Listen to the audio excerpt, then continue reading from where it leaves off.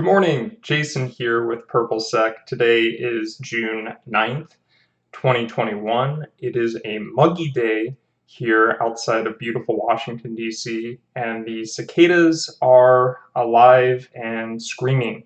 I actually had one yesterday attach itself to my sock, and it just sat there, just kind of using this little buzzing noise, and I couldn't get it off. It's crazy.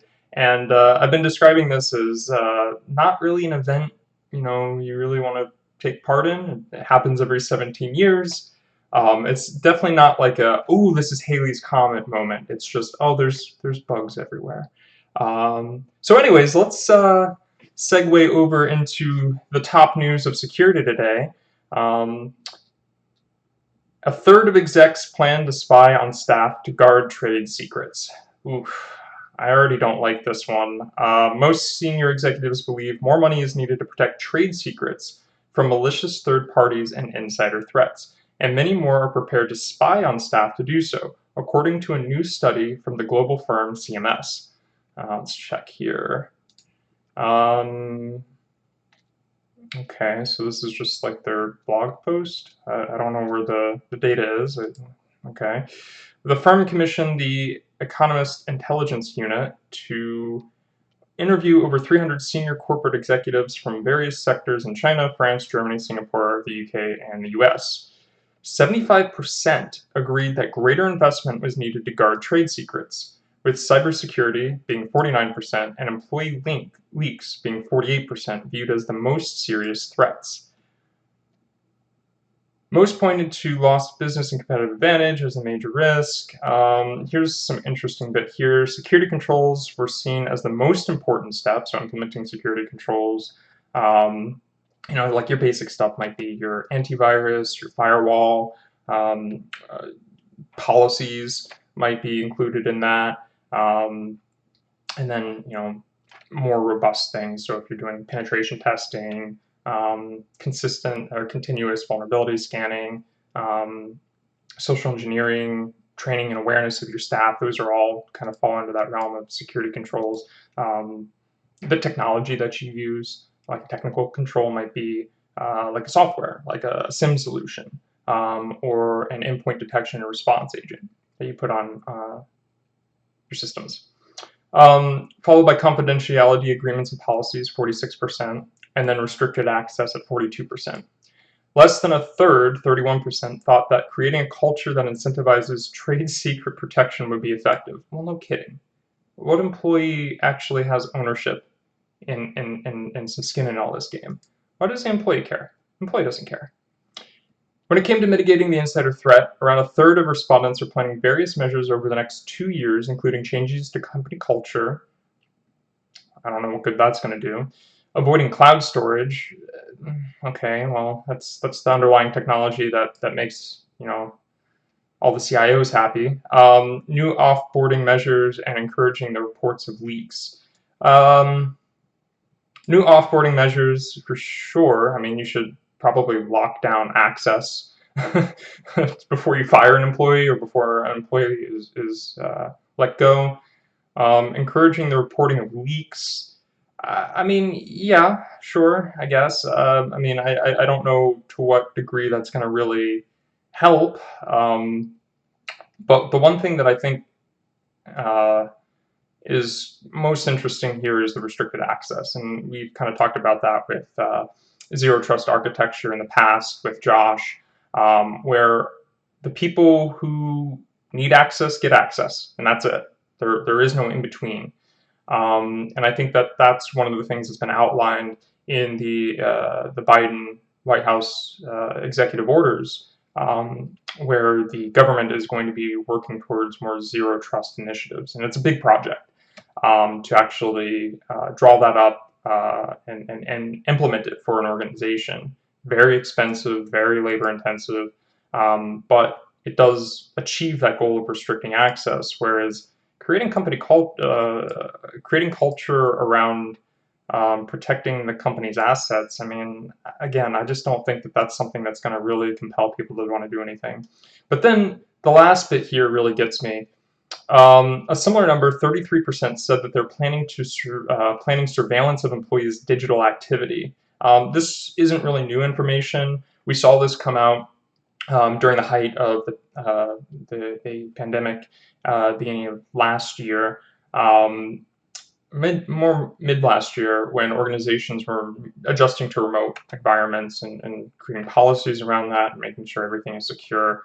And surveillance is something that definitely those platforms started to pop up, and just because employers don't trust their employees, and that's quite frankly wrong. Employees that have autonomy, ownership, ownership in what they do, but also in the rewards of the company. Those are the employees that that care about this type of stuff.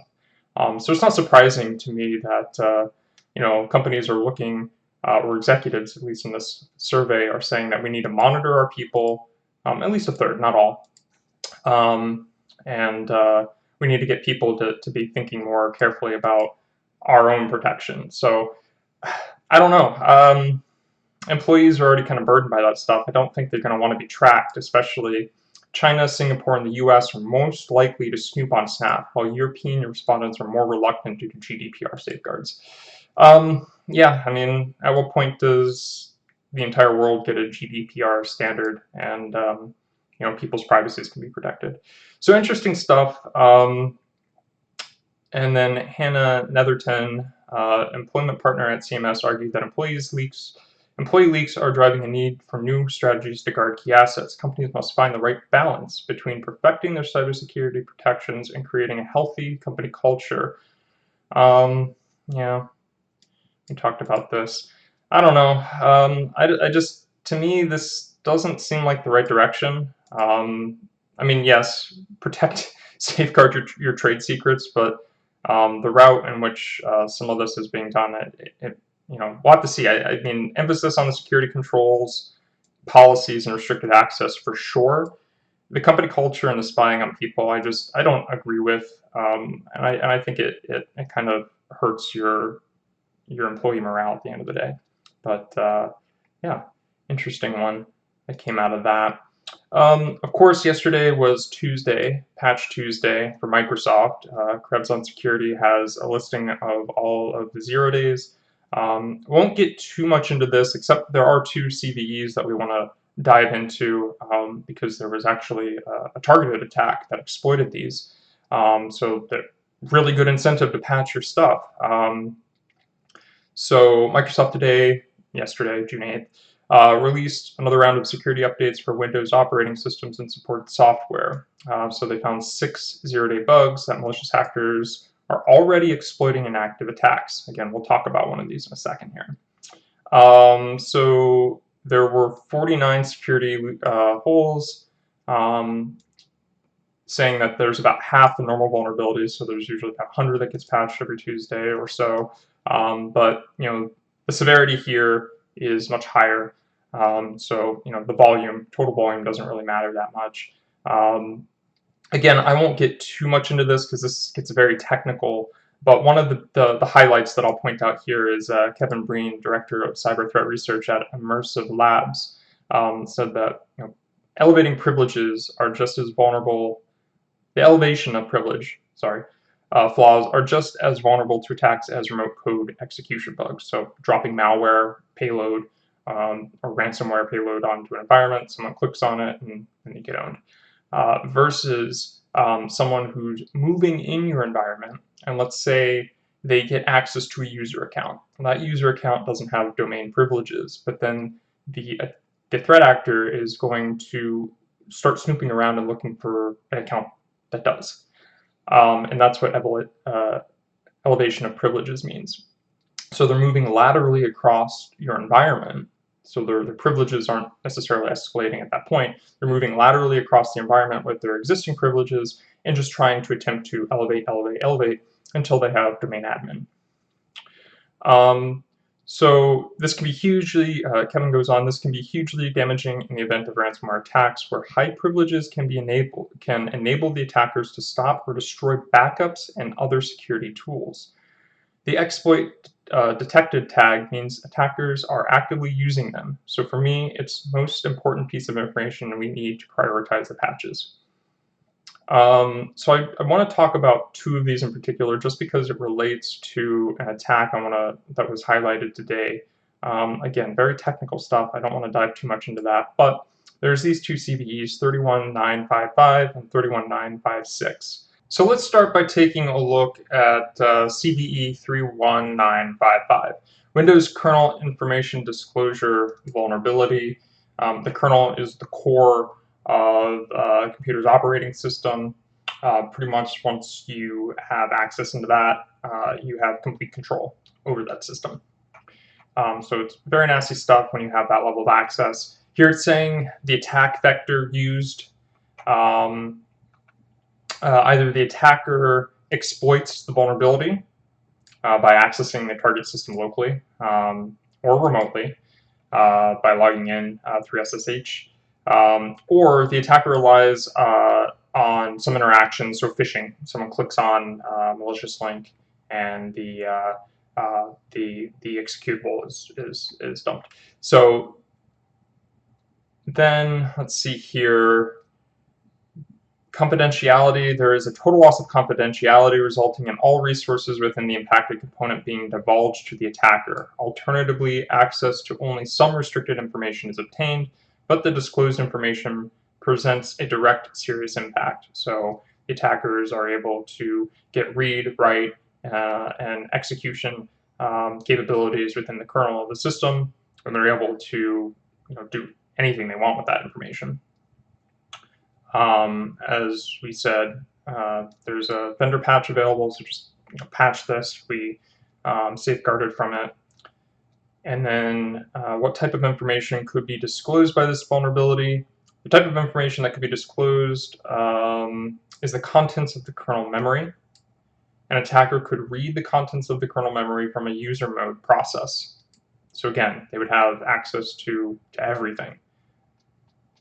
Now, in conjunction with this, CVE 31956, Windows NTFS Elevation of Privilege Vulnerability. So NTFS is New Technology File System. It's a fairly depreciated program within Windows. I believe it has been changed with Resilient File System, REFS. So if you want to learn more about that, you can. But again, the same attack path, read, write access, execution access. So here we have confidentiality, integrity, and availability all high. So again, the attacker would have access to everything, all the information. On the integrity side, there's a total loss of integrity or a complete loss of protection. So the attacker can come in here and modify all the files. So we have absolutely no idea of what's going on there. Alternatively, only some of the files can be modified, but malicious modification would present a direct serious consequence. Yep. Again, let's see, there's total loss of availability resulting in attacker being able to fully deny access to resources in the impacted component. So we're going to talk about an attack here, how these CVEs were leveraged. So again, how could the attacker exploit this vulnerability? They would have to log into the system. They'd have to run a specific application to exploit that vulnerability in order to take control of the system. And then again, through phishing, an attacker could convince someone locally to open a link. Click on a link through phishing, smishing, whatever. And so where this pops up here is comes from Bleeding Computer. Kaspersky security researchers discovered a new threat actor called Puzzle Maker, and they're exploiting these vulnerabilities in these 0 days and targeting Windows 10 users using the Chrome 0 days. So again, we just talked about 31955 through the NTFS privilege escalation bug, and then 31956. So basically being able to come into your environment, get complete control, lock you out of all access. And we can see here, this is being used actively. It's live right now. And the malware is deployed with system privileges. So the attackers abuse the Windows notification facility, let's see here, which is just used to dispatch notifications across the system. And then once the attackers have used both the Chrome and Windows exploits to gain a foothold in the targeted system, the Stagger module downloads and executes a more complex malware dropper from a remote server. This dropper then installs two executables, which pretend to be legitimate files belonging to Microsoft Windows OS, so just obfuscating the malware, getting through some of the baseline detection. The second of these two executables is a remote shell module, which is able to download and upload files, create processes, sleep for certain periods of time, and delete itself from the infected system. So very, very interesting stuff there. We've covered some breaches in the past where threat actors are able to open up backdoors into environments, update the malware while it's infecting systems, obfuscating it, of course, to get through baseline protections. So this is very scary stuff. But again, it's been patched. Make sure you apply the patch for these two CVEs so that you don't get owned. Chrome and Windows 0 days galore. This is not the first time. Okay, let's see here. Google.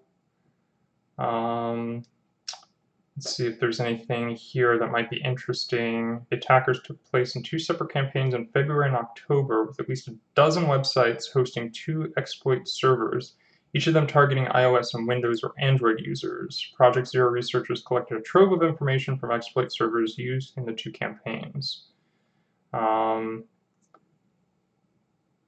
Render exploits for 4 bugs in Chrome.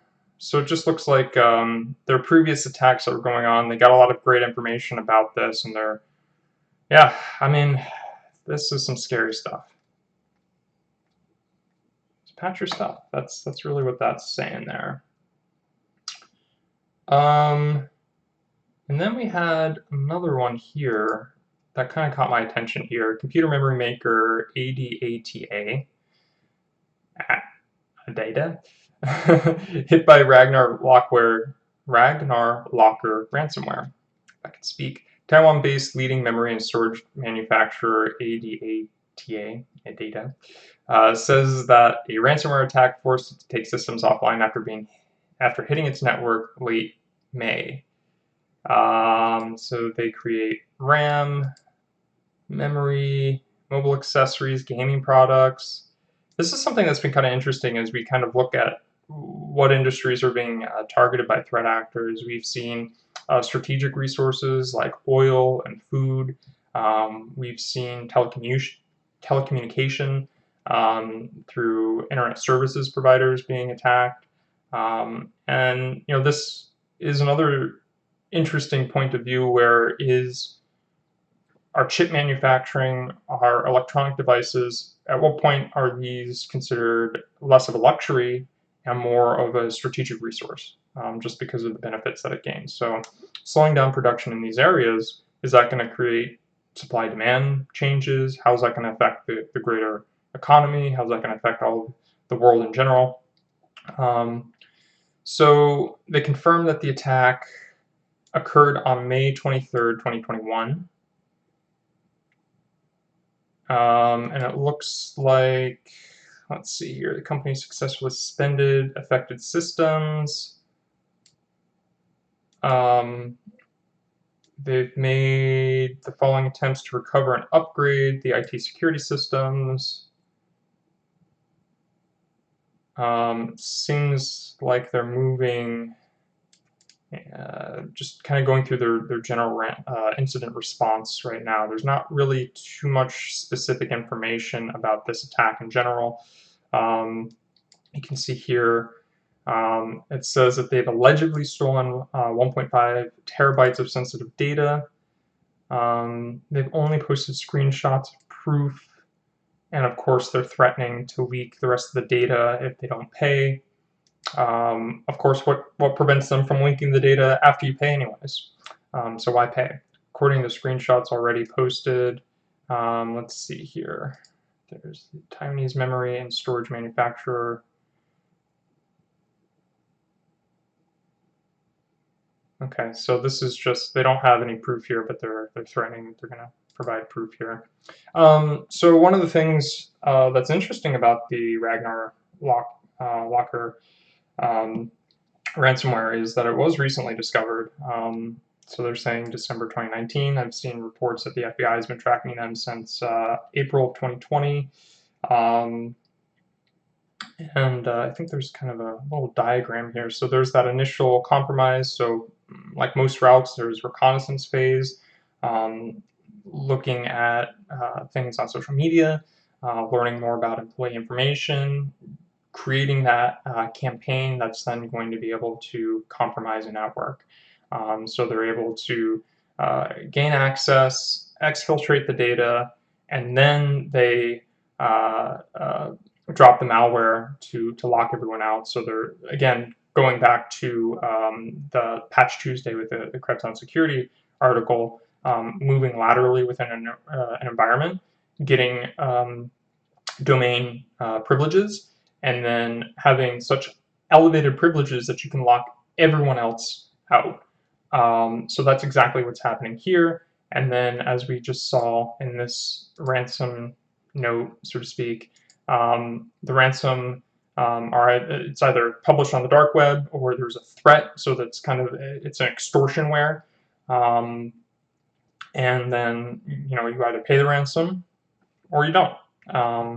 Again, there's nothing that prevents these threat actors from publishing it anyways, and then making even more money off of it. Let's see if there's anything else about this here. So just some general information from the FBI regarding this attack. Hackers will, as we're just kind of looking here, they'll compromise the system.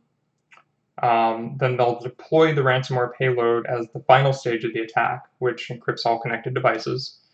The FBI warned that the Ragnar Locker threat actors continually evolve their obfuscation techniques to avoid detection.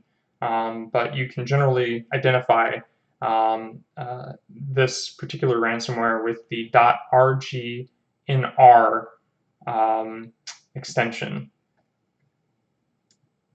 Again, first observed in April 2020 by the FBI.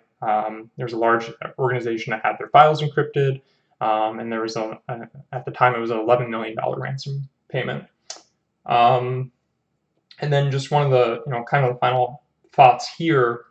Obviously, again, hide the pandemic. A lot of these attacks are starting to increase, in not just in complexity, but just in general as people are moving into a remote world.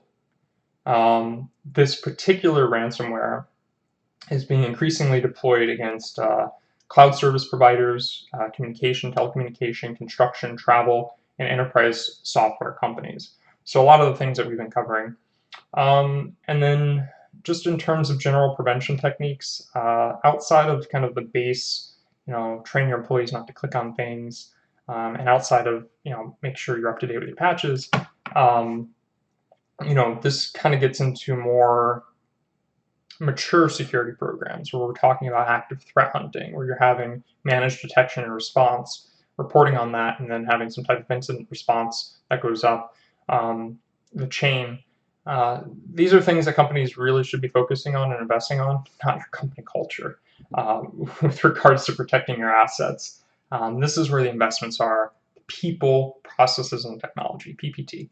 The people need to be there to run the technology, and you need to have the processes enabled that are streamlined, effective, and are able to get the job done. So again, one of the things that I kind of look at as a result of this is that it's our strategic resources that are being attacked, because that's the linchpin of things. We're going to react when we can't put gas into our cars. And we've already seen that reaction from the federal government. So with the Colonial pipeline, that is. So yeah, I think there's going to be a lot more cracking down on this type of stuff. And actually, that kind of leads into the next article. FBI and AFP created a fake encrypted chat platform to catch criminals. We reported on something similar yesterday where the FBI was able to reclaim about $2.3 million from the Colonial pipeline ransom that was paid. And so the governments, the U.S. government, Australian government here, the AFP, Australian Federal Police, are starting to get a little bit more active here. And this isn't anything new, where you're creating, you're infiltrating. So in this case, the FBI and AFP created this application. Or was it as part of a joint cooperation, Operation Ironside, Operation Trojan Shield. Very cool names for this stuff. But essentially, since 2019, the US Federal Bureau of Investigation, in close coordination with the Australian Federal Police, strategically developed and covertly operated an encrypted device company called ANOM, which grew to service more than 12,000 encrypted devices to over 300 criminal syndicates operating in more than 100 companies, including Italian organized crime, outlaw motorcycle gangs, and international drug trafficking organizations. After reviewing 27 million messages where criminals discussed their activities on the ANOM platform, law enforcement was able to arrest 800 people and seize 8 tons of cocaine, 22 tons of cannabis and cannabis resin, 2 tons of synthetic drugs, 6 tons of synthetic drug precursors, 250 firearms, 55 luxury vehicles, and over 48 million in various worldwide currencies and cryptocurrencies. That's huge. That's a huge win against this. The downside is that this platform is burned, but I guess they got out of it what they needed to. Yeah, I mean, this is something, as we see law enforcement start to crack down on cybercrime. A lot of these script kiddies that are running around, people who are buying ransomware as a service on the dark web, but aren't actually coding the malware. They're just running an application, owning a network because security just hasn't been an investment made, and they've been getting away with it. But the FBI, these governments, they have very sophisticated people, and they have ways of finding you. So if you think you're going to make a couple $1,000,000 by buying a ransomware kit offline, you might want to think twice about that. Looks like there's a lot of activity going on here that, again, cracking down as an advent of the Colonial pipeline. Okay, so let's wrap it up here. We're about at time. Colonial Pipeline CEO ransomware attack started via pilferated legacy VPN account. Wow. No multi-factor authentication was attached to the stolen VPN password used by the attackers. So that's a big deal.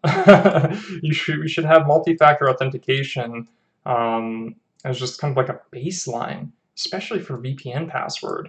And more specifically, hardware tokens like a YubiKey, where you have to have a physical device in order to authenticate, on top of having an application MFA. So something like RSA might work. That combination works very well in terms of preventing attacks. It's when you have like the MFAs that send you a text message or a voice call, that information is sent in plain text, so you kind of want to avoid using that. But yeah, MFAs, this is not uncommon. A lot of organizations just aren't implementing this technology especially on legacy applications, and this is just the foothold. Let's keep reading. The recent ransomware attack that ultimately disrupted gas line supply in parts of the southeast, we know about this. Somehow getting started with the attackers somehow getting access to an old VPN account, password to an old VPN account. In the case of this particular legacy VPN, it only had single-factor authentication. It was a complicated password. I want to be clear on that. So one thing that's kind of interesting about this, because we do a lot of pen testing here at PurpleSec, we can take a hash and we can throw this into an AWS instance and pay $12 an hour, and just start brute forcing the password offline. And for $12 an hour, you can get something like 12 to 15 million password checks a second. So yeah, I mean, it's only kind of a matter of time before they're able to break in through some of that stuff. He confirmed that the VPN was not protected with multi-factor authentication. Although the investigation is ongoing, we believe the attacker exploited a legacy VPN profile. I mean, this is just the same stuff. Just same stuff over and over again. They just repeat the same stuff. So this was hearing to the United States Senate, right? So this was yesterday. I believe he's testifying today. Joseph Blount. Yeah, more to come out of that. But that's a pretty big blunder to find out that MFA was one of the reasons they were able to compromise it. So yeah. So I don't know. That's all I've got for today. Running up against some time here, but I hope this is useful. This is useful for me, just to kind of dissect and understand what's going on in the world. I hope it's useful for you. You can enjoy a little bit of a digest with your coffee in the morning, or poke around. So yeah, thank you. Please like, subscribe, share if this is useful. Comment below if you want to provide some feedback to us. We are very active about taking that feedback and applying it into the work that we do. So thank you, and until tomorrow.